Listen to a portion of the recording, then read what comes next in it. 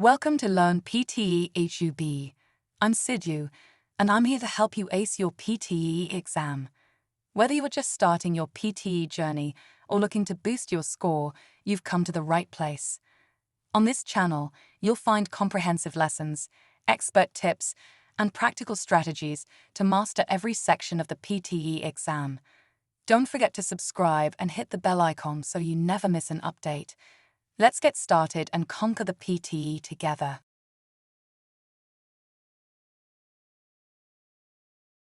What makes certain expressions universal? And why are they expressed in these particular ways?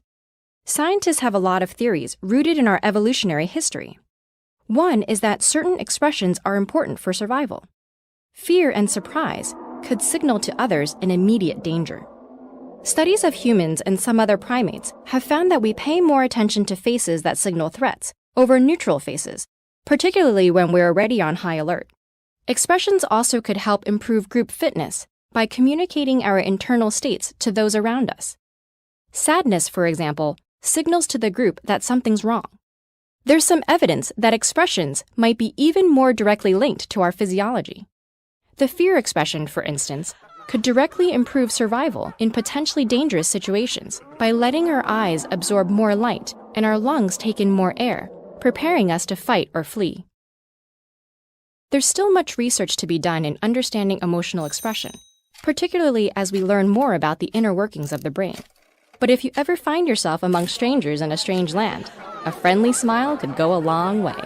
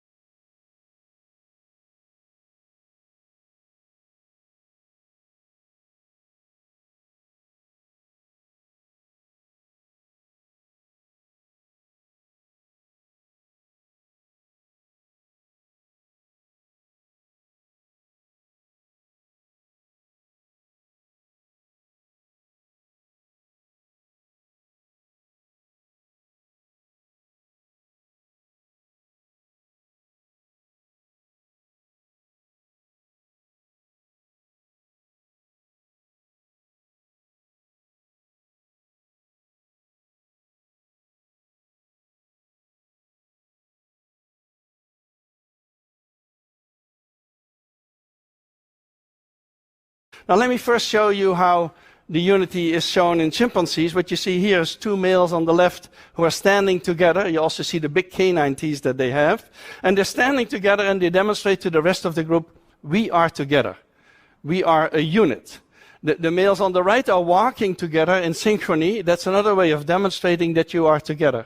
And so demonstrating unity is extremely important in a coalition system. And as I said, in the primaries, always I'm waiting for that moment, because then you have two members of the same party who have been fighting with each other, and they need to come together at some moment. And it leads to very awkward situations. People who don't like each other need to embrace each other and stand together. And that's absolutely essential for the unity of the party. And if you don't do that, the party may fall apart. And so if it doesn't go well, like in this particular case, then the party is in deep doo-doo, because they have not demonstrated unity.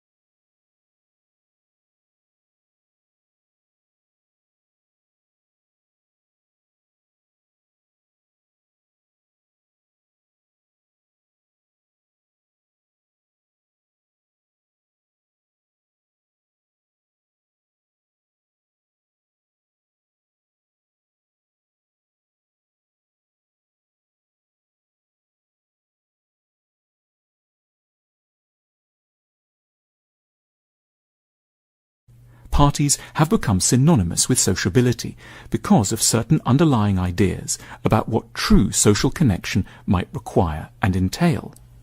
We assume that sociability naturally springs up when lots of people are put together in a room, that it means speaking a lot, and notably cheerfully, about things that have been happening in our lives, that it depends on a jokey manner, and ideally on the possession of a few entertaining anecdotes, often involving striking coincidences.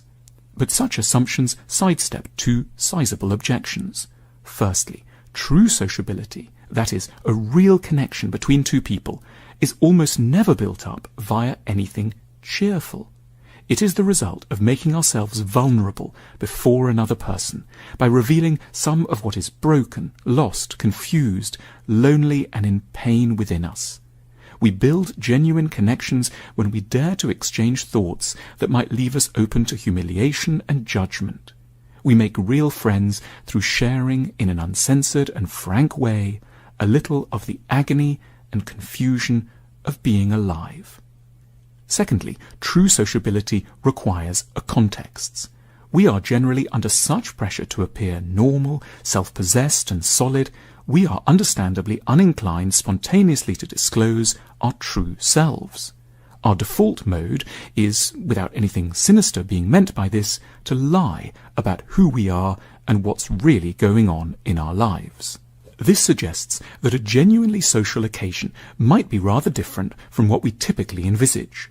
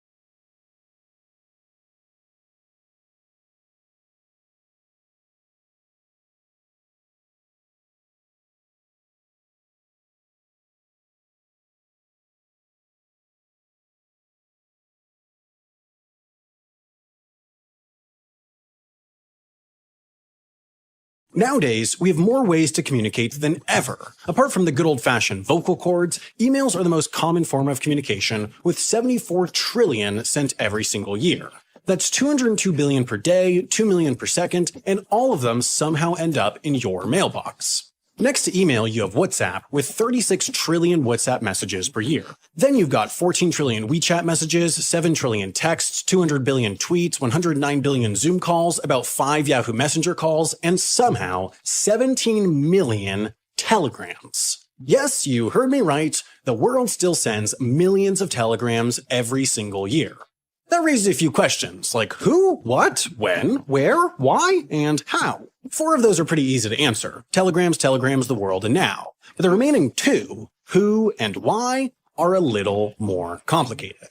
To explain why such an old and outdated technology has managed to stick around while so many others, like pagers, dial-up modems, and the iPhone 12, have all but disappeared, you need to understand just how influential and widespread telegraph systems really were. You see, when telegrams became publicly available, they were a big deal.